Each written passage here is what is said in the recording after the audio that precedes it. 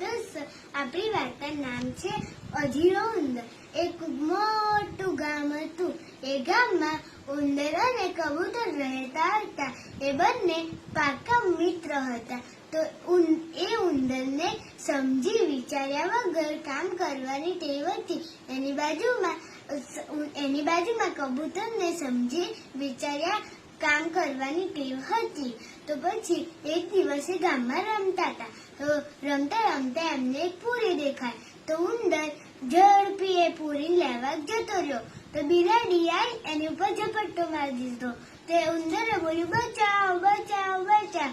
તો એની ઉપર ઝાડની ઉપર કબૂતર બધું જતું હતું. તો કબૂતરે પાંખો ફરફરાય તો બીજા પક્ષીઓ આવીને પાંખો એના સાથે એક સાથે બધા પાંખો ફરફરાય. તો બિલાડી સાંભળીને ડરીને ભાગી ગઈ. તો પછી ઉંદર નીચે કબૂતર. તો ઉંદરે કીધું કે મિત્ર, તે મને બચાવ્યું, થેન્ક યુ. તો પછી કબૂતરે એવું કીધું કે મિત્રમાં થેન્ક યુ ના હોય. તો પછી કબૂતરે એવું કીધું કે હવે તું મને એવું વચન આપ કે તું સમજી વિચાર્યા વગર કામ નહીં કરે. હું એવું તને વચન આપું છું કે સમજી વિચારીએ કામનું નહીં કરવું કોઈ.